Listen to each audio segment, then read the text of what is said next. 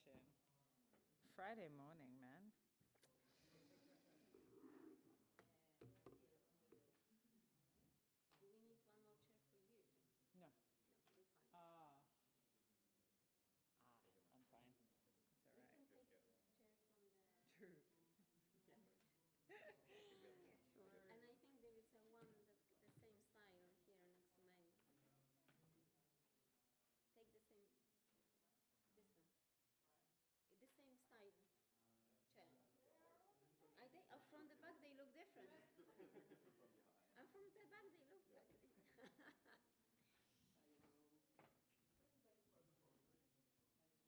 Oh, we did that first? Yes, oh, that's different. Before, yeah. All right. Okay.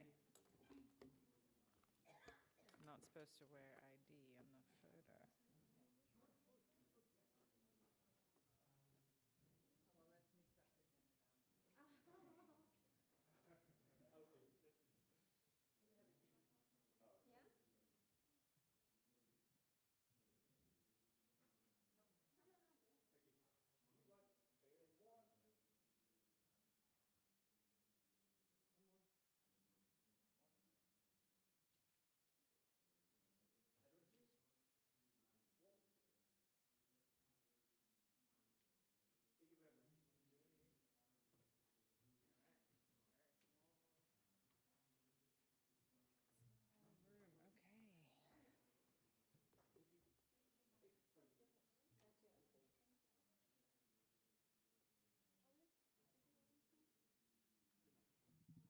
Yeah, just give me. I am pointing it at the thing. I promise. It's actually. Do you want seating? It's actually off. Hmm? Do you want? Yeah, yeah. Yeah. Oh, hang on, I got it. There we go.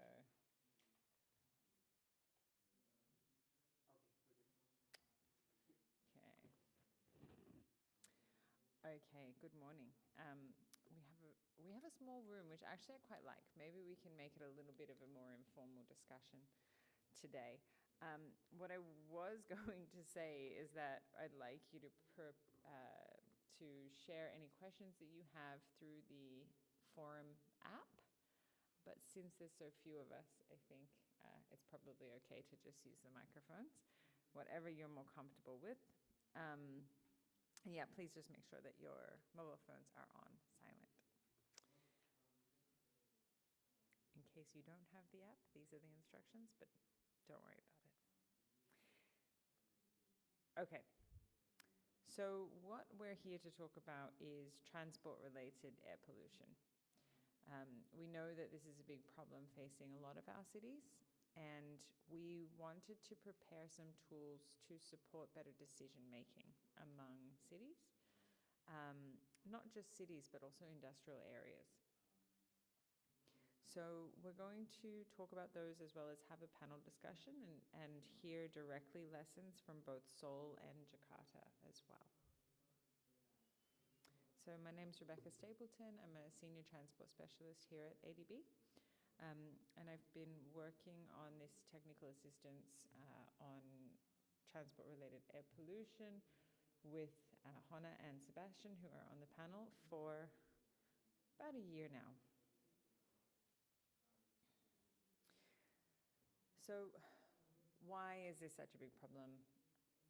We know that our cities are facing rapid motorization and urbanization. Urban transport is not just a tool for mobility, but it is also becoming increasingly a public health issue. Please come on in, and please start off with filling the tables at the front. Yeah, so in Southeast Asia, this transport-related air pollution can actually account for up to 80% of air pollution. In most of our cities, it's more like 40 to 50%, and it can also be seasonal. So it does also depend on the city itself. But air pollution is estimated to kill 7 million people worldwide every year. And it is estimated that 99% of the global population live in areas that do not meet air quality guidelines. Cities are looking for answers to this, and one of the things that we've increasingly being requested is to provide support on designing low emission zones.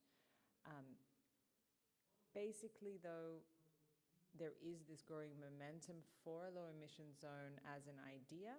We need to make sure that it's not considered in isolation of the traditional avoid, shift, improve framework. It actually sits within this framework. So we wanted to make some tools to support cities in understanding where they sit on this journey and how they can tailor a traffic-related air pollution intervention that fits within their needs. What are low emission zones? So I want to be clear, we're talking low emission zone and not clean air zone here, okay? So low emission zone in this sense is a targeted solution focusing on reducing the highest emitting vehicles in the most polluted areas. So geographically targeted, enforceable, visible intervention. This is a tool which can help us to encourage people to shift to cleaner transport choices, whether that be public transport, walking, cycling, but it can also be used to encourage fleet modernization. We've seen effective low emission zones within cities, but also starting from industrial areas. So one of the most famous ones that started as a freight low emission zone is in Shenzhen. Please come on in.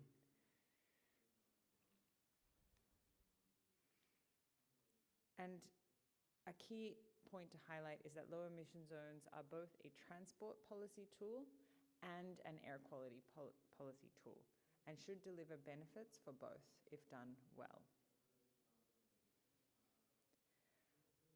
So I mentioned that we had increasing requests to look at low emission zones, but looking at them in isolation of where we're sitting on that avoid, shift, improve framework can be dangerous, in the sense that what we intend to achieve, the outcome we intend to achieve, may not be realized. So we have developed a maturity assessment framework, which is designed to help users, whether that be cities or industrial areas, to understand where they are on this journey. And it provides a gap analysis to see what's already in place against three main pillars, being data on air quality, transport, and then policies and regulations.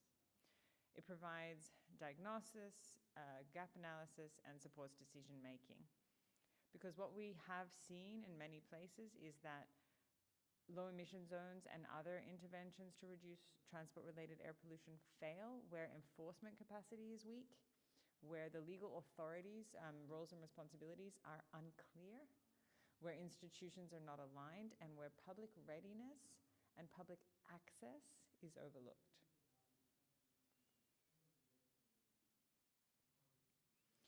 So we can use this maturity assessment in three ways.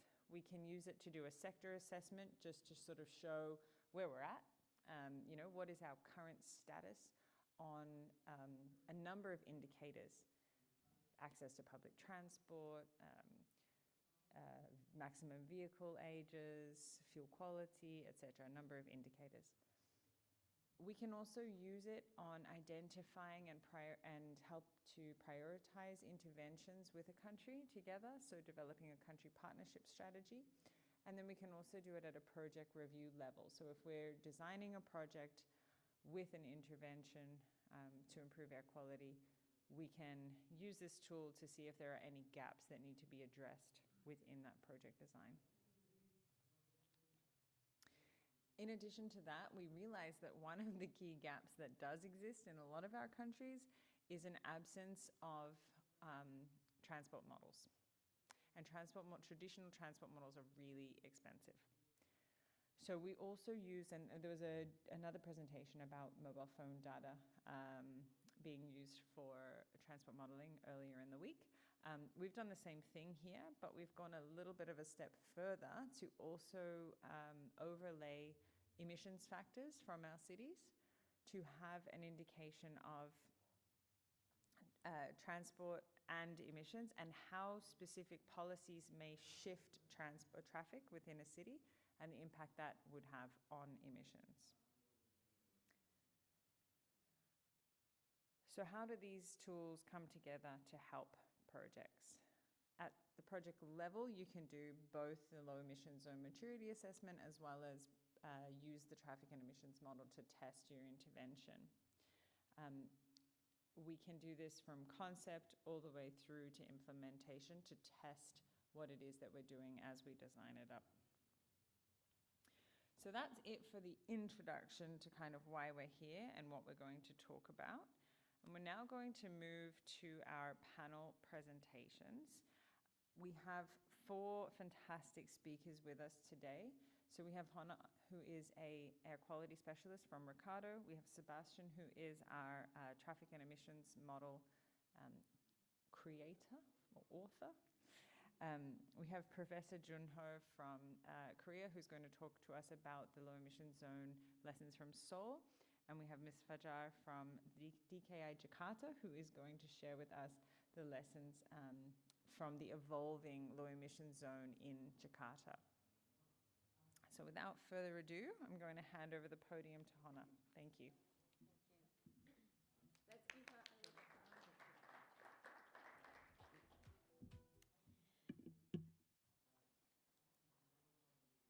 Sorry? Okay, great. Thank you very much. So yes, my name is Hannah Pichato. I am working for a company called Ricardo, member of WSP. And I've been working with Rebecca now over a year on development of this maturity assessment framework. And why did we came to the conclusion that is needed? So low emission zones, when they implemented, they are quite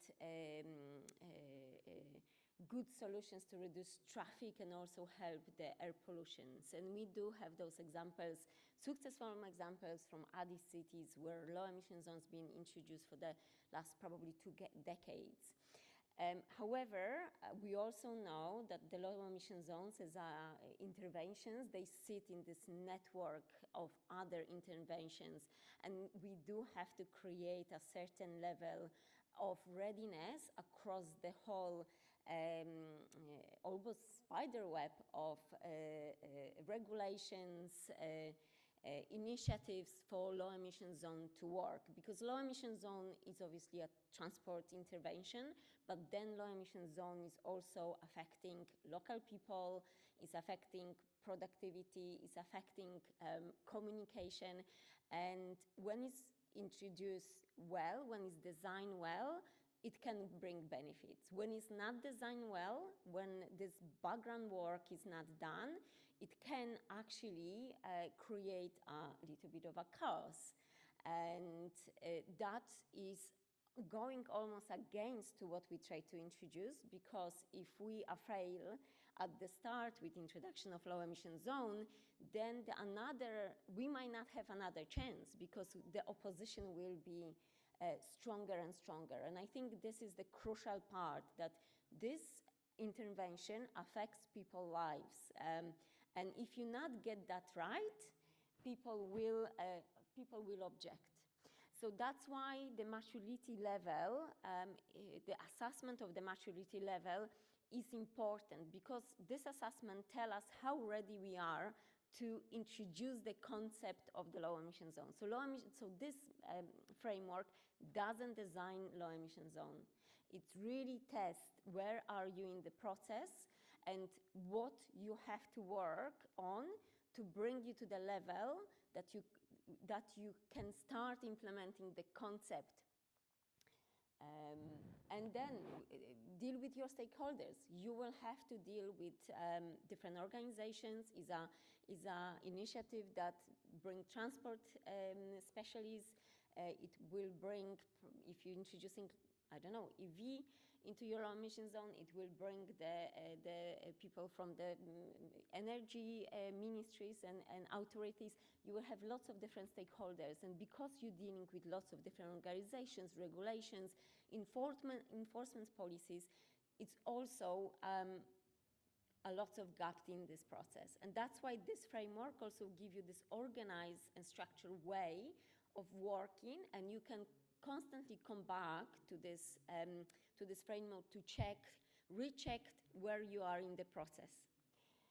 And we know low emission zones from that kind of city environments. That's a very known and tested example. We know quite a lot of examples of low emission zones working in the cities, but we also think that another way of implementing low emission zones is looking into the industrial areas. And we think industrial areas, they do have a lot of challenges, but they normally characterized by high traffic intensity, large share of the heavy vehicles, or just a high intensity of the movements, because they move goods or people normally. And then they do have a wider impact. So industrial zones, they do have almost like a wider footprint of the operation. And we think if low emission zone could be set up in those places, then we can have not only influence on the businesses that they operate and help them to clean, but also we can have a wider impact on the area where they operate. And this, very quickly, because we've got still a few speakers after me, this is few examples of the low emission zones that's been implemented to date. So first is the Heathrow low emission zone. So Heathrow is one of the, well, it's first airport that actually implement low emission zone for the internal operations. And that actually was driven as well by the introduction of expansion of low emission zone in London that actually cover half of Heathrow land. So the Heathrow had to do something. And then we've got two other low emission zones. One Rebecca already mentioned. They've been set up in China, and they are around ports and freight movements. Thank you very much.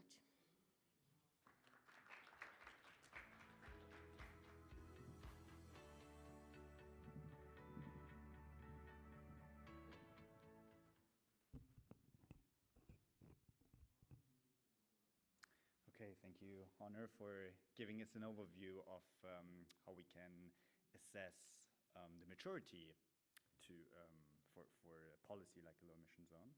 My name is Sebastian, and I'm going to talk about how we can evaluate the impact of a policy like a low emission zone.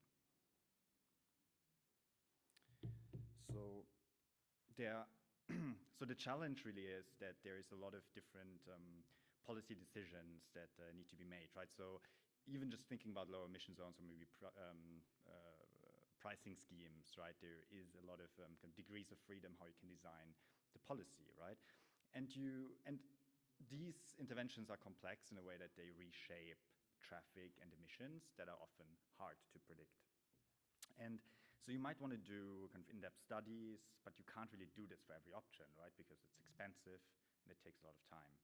So that's why we think a rapid screening of different options is really required here. And that's exactly what our simulation pipeline does. So we build out a simulation pipeline that consists of a transport model and an emissions model. And so the transport model takes GPS data, the road network in a city, as well as the fleet composition. And then it gives you information on vehicle speeds, traffic volumes, and so on, just along the road network. And then the emission model, for the emission model, we take the output of the transport model, essentially, so the vehicle speeds and volumes, and we then combine this with local emission factors to then get an estimate on the emissions that are produced by traffic.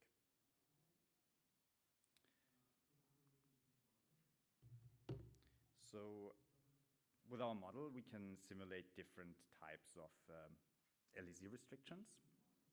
So we can define the area geofence basically the area when a restriction apply. We can apply different types of restrictions, so we can limit it to certain vehicle types, for instance, heavy-duty trucks, and even emission standards. And then we estimate traffic effects and also how that translates into changes in the emissions. And the results can then be provided on the road segment level, so you can really kind of zoom into the geographic distribution, and then also by time of day. So I don't think we have a lot of time to talk about the methodology, so I just want to give you a few quick notes on the method behind it. So we essentially use a traditional four-step transport model with a twist, and the twist really is that we leverage high-frequency GPS data from millions of mobile devices, right? And we use that to identify real traffic patterns in a city.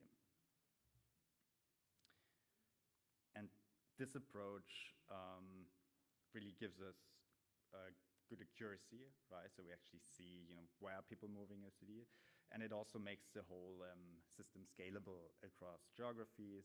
It's relatively easy to apply it to a new city, and you can also update it as new data comes in, and so it's dynamic in that sense. So I want to talk a little bit about some case studies or some examples where we applied the model.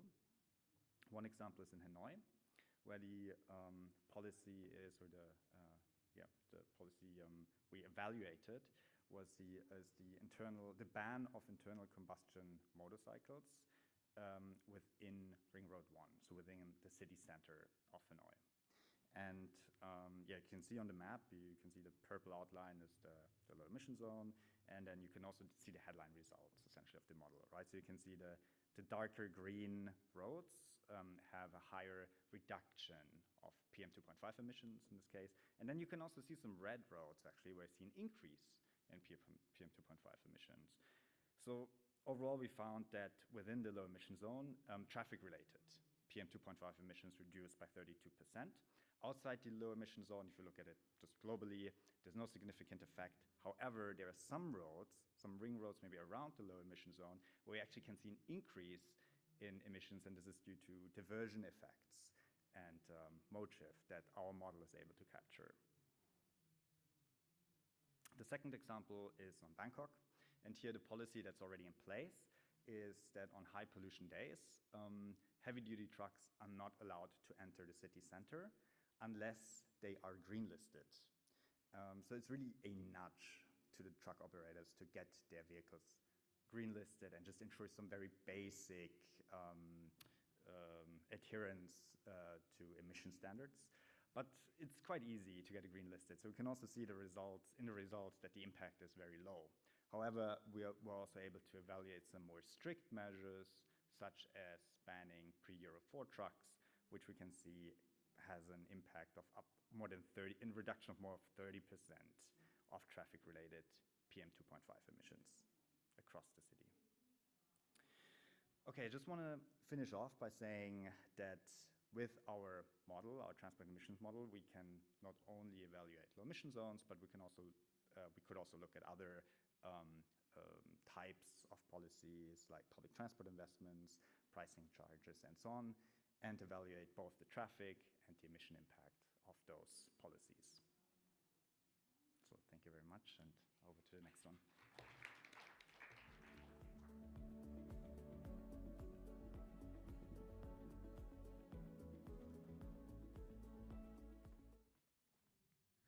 Good morning, ladies and gentlemen. This is a great honor for me to make a presentation about LEG implementation in Seoul, South Korea. Okay, first of all, I would like to mention that this vehicle emission control is very important in the very dense metropolitan area. For example, in the case of Seoul metropolitan area, so almost half of the total population in South Korea reside in this area. So accordingly, traffic congestion is very severe, and a lot of, vehicle emissions produced from this traffic. So the central government actually realized that the LEG implementation is very important for this high density. In particular, as you can see in this graph, actually in Korea, actually we experienced very severe, like the I would say PM 2.5, I would say some crisis during the 2019, just before the pandemic. So after that, or the before that, actually the central government more focused on this kind of low emission zone implementation. As I mentioned, in 2019, many Korean people, as I complained about these fine dusty issues. Based on this background, in 2020, central government set up this vehicle classification rule. So as you can see in this table, all the vehicles in Korea was classified into 5 categories. So from first grade to the 5th grade. In particular, this 5th grade is kind of actually all the diesel vehicles. And then as you can see in this, I'll say the pie graph, this 5th grade vehicle occupies only 30%. However, they produce almost 60% of the total PM 2.5 emissions in Korea. So that's why the major target for this vehicle operation restriction is this 5th grade vehicle. And then actually this low emission zone in Korea actually started from 2017 only for Seoul. However, later this low emission zone was actually expanded to the whole metropolitan area. So this is the LEZ implementation for the kind of permanent vehicle restrictions, like the year-round LEZ implementation. So in addition to the previous, like the permanent low emission zone, we have some temporary traffic restrictions. When these temporary traffic restrictions was made, so actually let's assume that today's air quality is really bad, and tomorrow's air quality is forecasted to have the worst air quality. Then we call that this is an emergency situation. So we need some kind of response measures to tackle this kind of emergency situations. So based on some kind of emergency situations, some vehicles are restricted to operate. Again, the major target is the 5th grade vehicles. In addition to these emergency measures, we have the seasonal air quality control measure. So as you know, as you say experience, mostly during the winter season, actually we usually have a bad air quality. In particular, from December to March. Actually, this seasonal air quality control measures was implemented from 2018. So still we have this kind of the seasonal air quality control measures. Again, the target is the 5th grade of vehicles. And we have one more, I'll say the LEZ, but this is a little bit smaller from the geographical, I'll say, the perspective. So this, we call that downtown green transportation zone. So this zone is kind of a central area of Seoul. So the area size is around 16 square kilometers.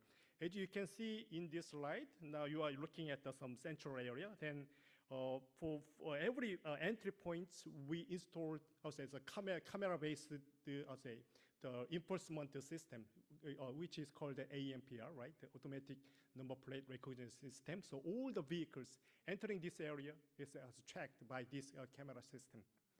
So in this area, again, the 5th grade vehicles are restricted to operate this area. So if they violate the rule, they should pay a fine. So which is amount is around $70 per day.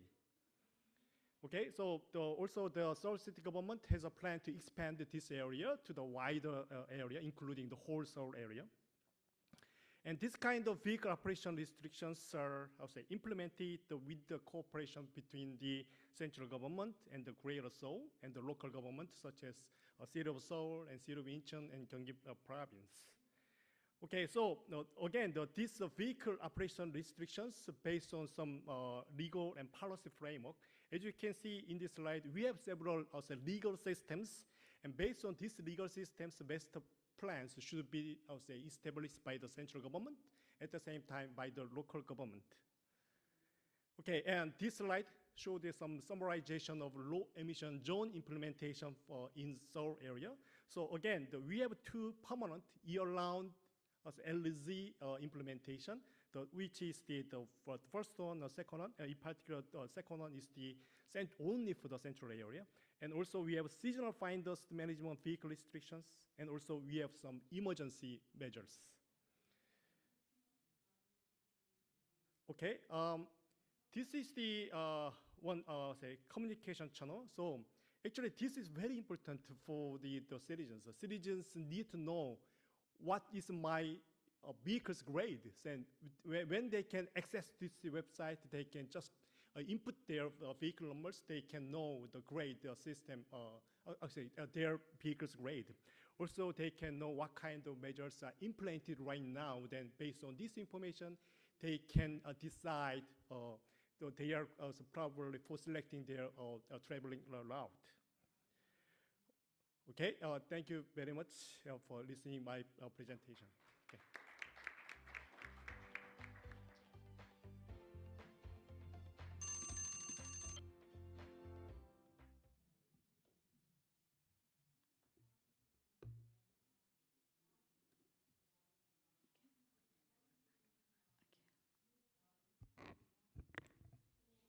Okay, good morning, everyone.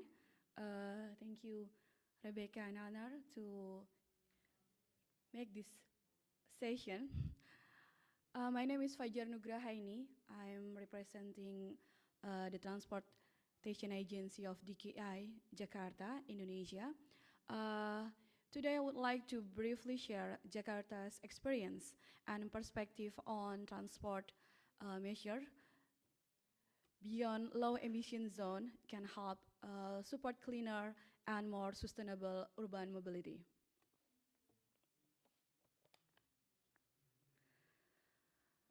Okay, why this matter? Because Jakarta is one of the biggest metropolitan region in Southeast Asia with very high mobility demand and urban activity. At the same time, we continue facing related challenges related to congestion, road safety, and air pollution. Motorcycle, maybe same as here in Manila, still dominate urban mobility, and transport remain of the major contribution to urban emission. When I'm saying dominant, is like every day we have around 5,000 new motorcycle per day. So you can imagine how it is really fast growing. From Jakarta experience, we learned that improving air quality requires more than one isolated intervention. Policies such as LEZs need to be supported by broader transport and mobility measures. And now Jakarta has been gradually developing policies that support cleaner and more sustainable urban mobility. This includes public transport improvement and expansion, emission testing policy, electrification initiative, TOD development, and pedestrian improvement. The city is also discussing LEZ-related approach in strategic areas such as Kota Tua. It is like an old city area, while preparing a stronger policy and regulatory framework. Jakarta has also explored LEZ-related approach in strategic urban, Well, at the same time, Jakarta recognized the importance of data monitoring and evidence-based planning to support future implementation. Okay, this is probably the main message I would like to share today. From Jakarta perspective, LEZ implementation cannot work effectively as a standalone restriction policy. It needs to be supported by broader ecosystem of transport and governance measures. So today we will have a maturity level assessment, so we can also assess how how ready the city to implement this kind of intervention. And what the intervention that also implement in Jakarta. First is a public transport investment remain essential for us, and right now we expanding MRT, LRT, and BRT system, and also improving its integrations and accessibility. The second is emission control policy, because we now regulate all of the cars should have emission testing, and also the limitations of operational age for public transport vehicles. It is between 7 to 10 maximum age for public transportations. Third, also public engagement and demand management also play an important role. We in Jakarta, we expanding the car-free day, although it maybe looks like a pleasure site to the citizens, but it is we also measure the air quality where we implement the car-free day. So it is we hope that this will encourage public awareness and also promote sustainable mobility culture. And finally, we also transition all of our cars to the electrification, I mean the bus, and also including the tax incentive and traffic access benefits for electric vehicles. Okay, for the challenge, we also have it, of course. Implementing the LEZ or all the package of the policy exactly have a challenge. One of the biggest challenges is balancing environmental goals for so many people and the transition. And we should be also think about its inclusivity. Institutional coordination is another important challenge because responsibilities are shared across multiple agencies and levels of government. This is why continuous collaboration and policy alignment remain very important. From Jakarta's experience so far, several lessons can be highlighted. First, transport and environmental policies need to be integrated. Second, public transport improvement should come before major restrictions. And the third, public engagement and acceptance are critical for long-term implementation. And finally, implementation readiness depends not only on regulation, but also on governance, coordination, and data-driven planning.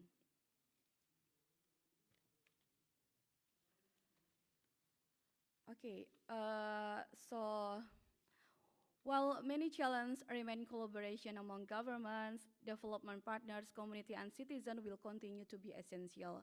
To conclude, low emission zones are not only about restricting vehicles, but about reshaping urban mobility system toward cleaner, safer, and more inclusive city.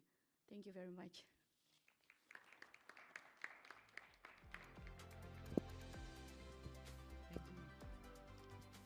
Thank you very much. That was fantastic.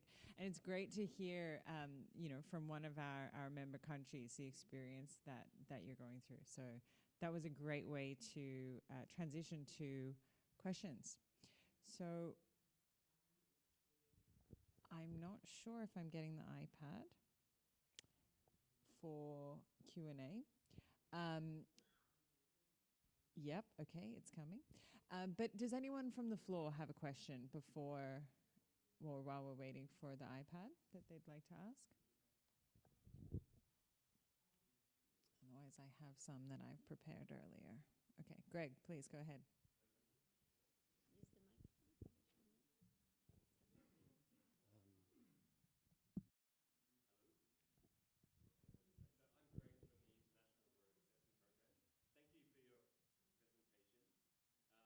And fantastic to see all that work happening in cities that I spend a lot of time in, especially Hanoi. So hopefully you make progress there. I have a question for you. Sebastian, you said you use speed data in your modeling. I'm just interested to know where you get that speed data, because for us on the road safety side, it's super important data that's hard to come by.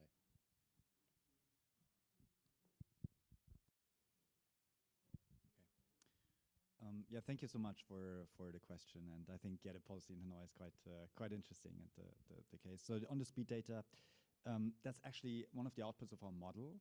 So the model actually, the transport model, it takes the trips data, so the demand for road transport, and then it assigns the trips to the road network, right? And then basically based on that, we get vehicle traffic volumes and speeds as well. So we can model what the status quo is, right, in terms of speeds and volumes, but then also for the different scenarios. Maybe one note actually. So there's a partnership with between ADB and Grab, for instance, so through the data development partnership. And through that, there's actually also access to, for instance, Grab's traffic data, which also directly includes actually observed vehicle speeds. That's another source of data we could tap into, actually. Happy to chat more about that. And I just want to say as well that in the initial model, something very interesting for a road safety perspective is that traffic emissions are lowest at 30 kilometers per hour is the result for most of our cities. And as we know, that's also a magic number for road safety. So something to explore there. We have another question. Yeah. Yep, please go. Thanks. Good morning, everyone. Chris Kost. And that's a very interesting point about the 30 kilometer per hour limit, so thanks. I actually have another question for Sebastian. So we were hearing yesterday at the session on the use of mobile phone data that it's very hard to differentiate by mode in those data, like at least among the motorized modes. So we just wanted to hear more about how you calibrate the model to know exactly how many trips in the current scenario are by public transport versus two-wheeler car, etc. Thanks. Yeah, thank you so much for the great question. It is very hard to do that, actually. So one way we do it is, so we don't actually differentiate by mode in our data. The way we do it is we have general traffic, like trip patterns in the city that we observe, and then we calibrate it to overall traffic counts, actually. So we see, for instance, in Bangkok, there's like manual traffic counts that have been done, right? And then we calibrate our model to measure, like to be close to those like observed traffic count numbers. So we can calibrate and then also validate that we measure like the right amount of trips, essentially. So that's our approach to this. Hi, everyone. Thank you so much. That was a really great session. I'm Cheska from the Philippines, and I have a question for Fajar. So just like Indonesia, the Philippines is also motorcycle dependent, and this is mostly because of the lack of efficient transportation in the Philippines. So my question is, how should cities balance the need for mobility with the urgent need to reduce traffic-related air pollution? Okay, thank you. First of all, we develop our public transport in Jakarta. We now have 3 modes. Before we only have road-based public transport, but right now we have also the MRT, LRT as alternative to fulfill the public mobility. And also we have a push and pull strategy, which is we also pull them to shift to public transport that we already provide, and also we push them from the taxes for the motorcycles and cars, and the parking costs as well, and many areas that will be restricted to use their private vehicles. So it's like they must be stiffed, because we also allocate so much subsidy to our public transport. So it is so the public transport right now is more efficient and more cheaper, I mean, just like that. Thanks. I just want to build on that a little bit, because I know another thing Jakarta has done is invest quite a lot in non-motorized transport and accessibility to public transport, right? Is that something, do you want to add anything, or have I covered it? No, that's it. I mean, it's not just about investing in the public transport itself, but safe access to that public transport has been a big part of the strategy in Jakarta. Please go ahead. Yeah. Hi, my name is Ajar. I'm from Bishkek. It's Kyrgyz Republic. We are from Central Asia, and actually we have this big, huge air pollution problem, especially in wintertime. And of course, we are saying about using coal in wintertime, but pollution from transport that we cannot see, it's also, of course, PM 2.5, but also NOx and other emissions. And we have also a project on electrification of urban transport, because we don't have LRT or other just buses. I don't think that I have a specific question. I just wanted to share that we have the same problem, and they have, and also we don't have real low emission zone, but kind of also related to our project. We have green corridor. We called it green corridor, yes, but I hope that it's quite a beginning. We are not so big, just 1.3 million people living in Bishkek. So we have the green corridor, electrobuses, like new infrastructure, and also more motorcycles. Also, we also have such a trend, and we are going to have these norms of the speed and new legislation to regulate this. Yeah. So thank you, and have a best wishes and good luck in your projects. Thanks. Thank you. Thank you very much for sharing that. And I think you've hit on an important point, which is that low emission zones are not necessarily the answer for every city either. And they're also a step in a maturity or, scale, right? So I think I spoke on Monday, if anyone was around then, about the journey in Bangkok. And in Bangkok, a low emission zone, it's not practical because the regulations actually don't allow it. But there's a lot of low-hanging fruit in the fleet because transport-related emissions, I think, are around 50% of the city. And of that, 60% come from trucks. So we can focus measures on greening trucks, or trying to encourage fleet owners to shift to cleaner vehicles. And we know that that's going to have quite a big impact without even a low emission zone. So there's a lot of things on a scale that can be done, and the maturity assessment, which we're going to dive into, will also help to show that. Sure, one more. I think there's a few more questions around. Thanks. Sorry, yeah, I just have one more question on that exposure topic. So I've lived in some cities where my intuition has been that the pollution is often more concentrated in specific public transport hubs, because often the public transport vehicles are highly polluting, and that's exactly where a lot of passengers are waiting in the terminals that are full of diesel exhaust. So I'm just curious what you think about that being a focus area, like looking at cleaning up the public transport vehicles just because so many people are next to them, versus tackling an area of the city. Thanks. Yeah, thank you very, very much for that point. That's exactly what Jakarta has done.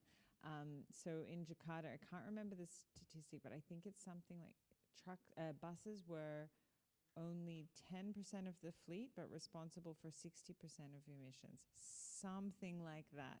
So the big focus from Transjakarta has been electrification of the whole fleet.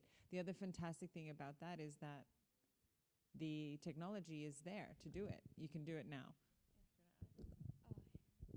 Okay, we are in the transition phase of all of the public transport, which is operates by Transjakarta, to be an electric, because we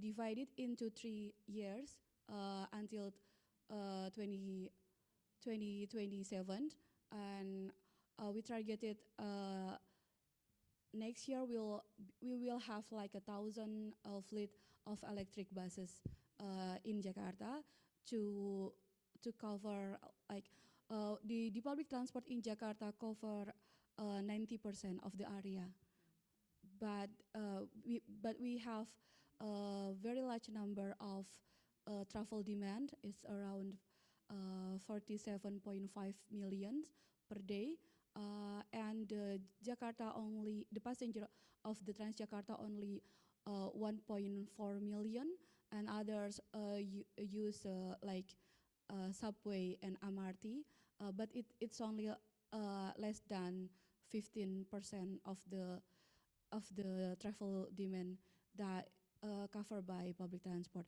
So we are right now expanding our MRT systems and also the LRT to cover that needs.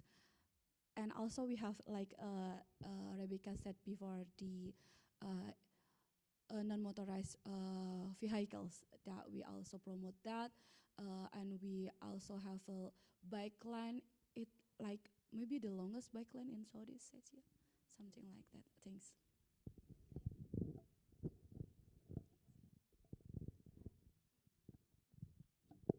I'm Darshika from Sri Lanka, working in Road Development Authority. My questions comes to the Mr. Sebastian Möller. Now, at the moment, we are having the JICA Strada model, and entire model and entire country. Traffic database is there. Traffic, each and every traffic vehicle base data is available. Now, with that data, how can we utilize modeling for the air pollution, air level? Thank you for the question. So the question is how to get from the traffic data to the pollution. Pollution. Okay. Yes. Yeah. Okay. So I think there's 2 steps actually. The first one is to convert it to emissions, right? This is kind of what we have done with this emissions model, right? And so what the approach we took, right, is that we use emission factors. So that means those tell you about how many grams or kilograms of certain pollutants certain vehicles emit under different like driving conditions, right? And so now you can basically get the traffic data and the vehicle composition and then map it to emissions. But emissions is not pollution, right? Emissions is just what comes out of the exhaust, or what's kind of put into the air, but then pollution is actually the concentration levels in the air. So there I think you would really need an air quality model to then see like how do actually pollution levels change, which is actually something we're working on as well. But those are the 2 steps I think that are required. Just very quickly, yes. So you will need another model which basically accounts for these emissions, but also accounts on any other emissions in the area, because really what you're breathing is the pollution concentrations, and that's really a mix of pollution from transport, pollution from industry, background pollution, which is just being blown from some other areas. So there is a couple of steps, yes, but they are very well documented tools for that. Okay, this will be our last question from the floor.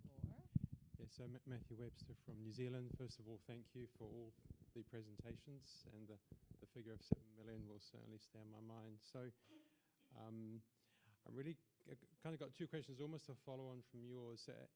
Really keen to understand how emissions or how pollution is actually measured. So PM2.5 is obviously a big concern. And related to that, obviously you got exhaust pipe, but I've also read a lot around tires on the ground, and they actually break down over time, and they're a source of emissions. So keen to understand how, for the panel, how emissions are done. And secondly, have you observed any difference between developed world cities and developing world cities in emissions, or is it kind of a common pattern? Yeah, question for the panel. Thank you. So the brake-in tires emissions, yes, that's something which is accounted as well. And I think your model is actually looking into that as well. So yes, this is taken under the consideration as our overall. And then, like I said, when we use those other tools, so dispersion models or type of dispersion models, that is accounted in this in the results. And the second question of yours was how the air pollution is measured. So normally we would have emission model, then we would have model dispersion model, but all of those models, they calibrate, well, dispersion models, they also use the monitoring data from the ground. So yes, so they are air quality monitoring stations, there are networks of low cost sensors, so slightly cheaper devices that you can put across the cities. And obviously there is a different level, especially here in this region, like we know like Bangkok and Thailand is very well developed with the monitoring network. Some countries and cities, they may be lack of that, yes? But we can use certain patterns as well to apply lesson learned and the similarities to the other cities. Your last question was about the differences between developed countries and the countries in Europe. I think we ran out of time, but I think the one major difference is that so the vehicle standards, they the same, yes? So the fleet obviously will be different between developed countries and countries that operate newer, cleaner vehicle, but I think one significant difference is the quality of the fuel. So developed countries, they still suffer from lack of regulation or just basically using fuels which they poor quality and contain more well, more pollution, more, yeah. Yes, and there was a comment that it comes from the lack of awareness as well of people. We are over time, but yeah, so one thing I went to, so Honor is from Ricardo. I went to Ricardo's emissions lab in the UK, and the other thing that they mentioned is that tailpipe emissions in Europe, where there are more Euro 5 vehicles and fuels, are quite low, but the road dust emissions then become a more significant factor. So there is also that. But I would very, very quickly, like in 30 seconds, Professor Junho, I just wanted to ask you a question which is going to lead us into our next session. So in your presentation, you highlighted multi-level governance and regulations across lots of different government agencies, at metropolitan authorities, city authorities, national. So what are some of the most critical coordination mechanisms that are in place in Seoul in terms of, that enable this alignment between agencies, but also enable you to enforce the low emission zone policies that you have? Okay. Thank you for your question. Actually, probably this situation is probably the same for all other cities and countries. Actually, the central government and local government should, I would say, coordinate for the enforcement of this kind of low emission zone. Firstly, central government to set up some legal framework. So without the, I would say, the legal framework, actually local governments cannot do anything. Right. So first, the central government set up for example, some standards and some legal framework, and then based on that framework, the local government can actually enforce some vehicles. For example, I have already mentioned in my presentation. In 2020, central government set up the, I would say, vehicle grade system. So this is only like 5 years ago, 6 years ago. So this kind of say new the vehicle grading system was introduced, actually the intention of this vehicle grading system is to control the vehicle operations, in particular for the say all the diesel vehicles. So without this kind of say some legal framework or some standards, actually local government cannot do. And also the actually, as you can imagine, there probably some kind of strong, a strong resistance from the citizens can be easily expected when we restrict the operation of all the vehicles, in particular for the low-income people and some of the small business operators. Actually, they may say that they can say that okay, they do not want that kind of system. So how can you handle this situation? So actually, the central government and local government actually cost sharing, sharing a program, such as probably the central government provides some subsidies to the old vehicles. For example, they can early scrapping program. Also the the DPF, right, diesel particulate filter. So for example, DPF was installed, those vehicles are exempted from this restriction. So central government and local government actually together subsidize these older vehicles for installing this kind of DPF devices. So without this kind of coordination, so probably many of the citizens, many of the small business owners strongly strongly oppose this kind of some kind of restriction action. So there are there are many aspects and there are many areas those central government and the local government should coordinate. The one final comment is that also in Korea actually we have central government, local government, we have some between government agency, like we call that the Capital Area Air Quality Management Office. So this is the actually the established by the central government. However, this office, this is the government agency. So actually, this agency is in charge of controlling the whole capital region. So this kind of some specific agencies can have their roles to implement this kind of thing. Actually, this agency the control some master plans and some legal frameworks for, in particular for this capital region. So if necessary, probably we can set up new the government agencies, okay, in particular for some specific areas. Okay. Okay, thank you very much to our fantastic panel and to all of you for asking really thoughtful and thought-provoking questions this morning. So big round of applause. Do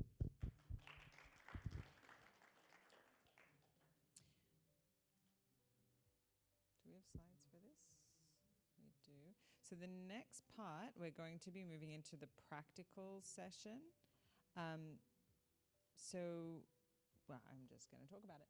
So on the tables, there is a case study. So we're all going to come down and join you at the tables. We may consolidate some. So if you're sitting at a table with only 3 people, please maybe join this.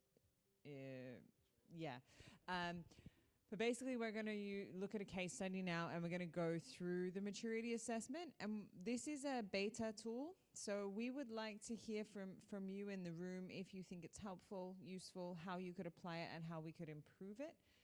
And with the objective to have this launched sort of early next year and publicly available to everyone. So we're going to jump on down and come to the tables.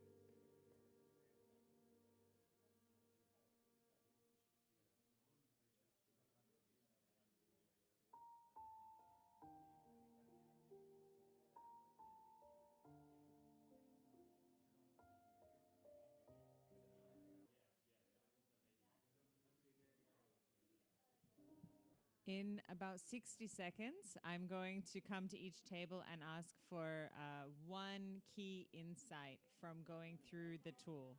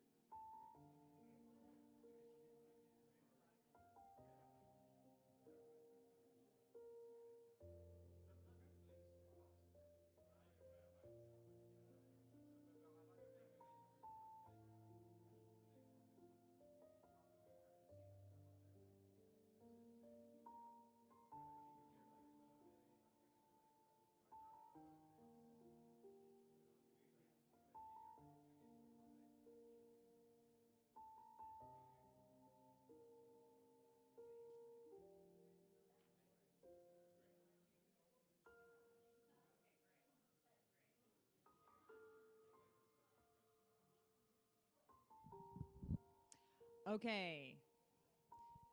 Conscious of time, although we did start a little bit late. But firstly, thank you all for engaging with the tool. This is a beta version of this tool, and the objective of today was to get honest feedback of how we can improve it before we launch it publicly, hopefully early next year. If anyone wants to continue the conversation or continue to give us more feedback, we can send you an email version of this. So please just give your emails to Hannah, and she can share that if you'd like to continue to explore. But for now, I'd like to go to each table and get just one insight. You all had slightly different scenarios that you were looking at.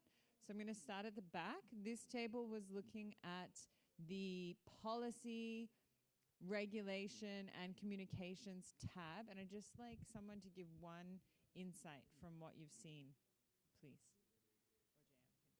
Or JM can do it. Would you like to highlight? Would you like to highlight?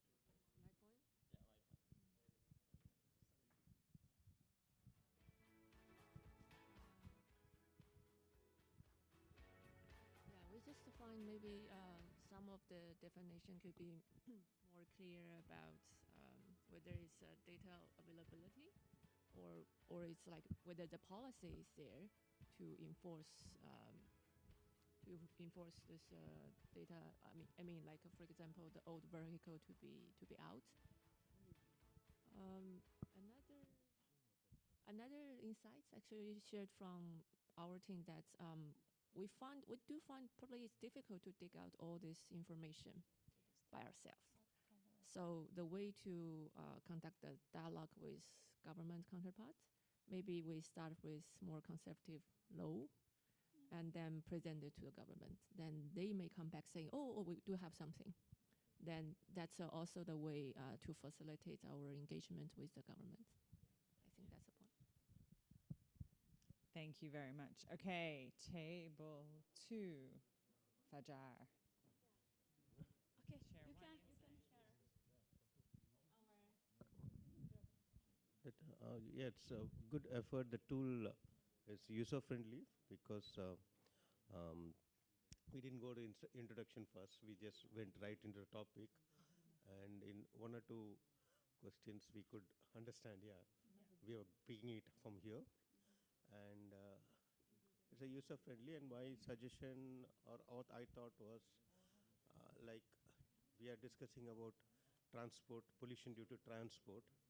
So every region has different level of pollution due to transport. So if we can introduce a weightage of what would be the weightage of transport pollution in the locality. Maybe it could be also medium, high, low. So maybe we can get focused into the transport pollution. No, thank you. That's a really good point. And actually, what we're planning to do is have a screening tool that sits at the very front to basically ask for your city, is transport even the problem? Because in a lot of places, the problem might be agriculture, for example, or whatnot. So yeah, very, very good point. Thank you for bringing that up. Okay, Sebastian, your table. Go ahead. Should I? Okay. Okay, so we had a good discussion about the tool. I think it was very well received. I think 2 points. One was if city characteristics can be taken a bit more into account for like the criteria on and like how to screen the scenario, or the policies. And I think the other feedback was the next steps could be maybe a bit more specific and also linked to best practices. That would be also appreciated. Continued piece of feedback, and we will do. So what were you guys looking at? Which tab? We were looking at Evidence base. Okay. All right, and Hannah, yours.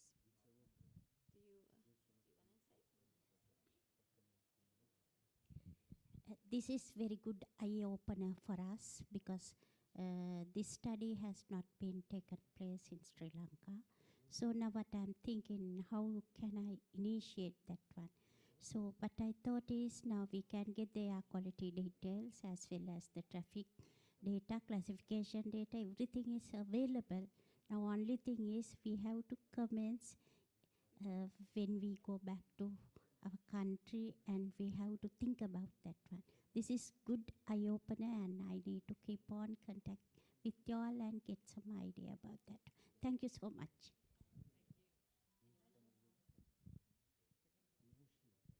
Okay, all right. We are 3 minutes over. Your coffee and cake is awaiting outside.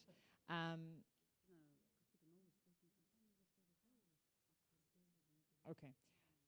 If anyone didn't get a card from Hannah and you need her email address, please come and see her. Otherwise, I just want to say thank you, and please give yourselves a round of applause for your active participation. Thank you.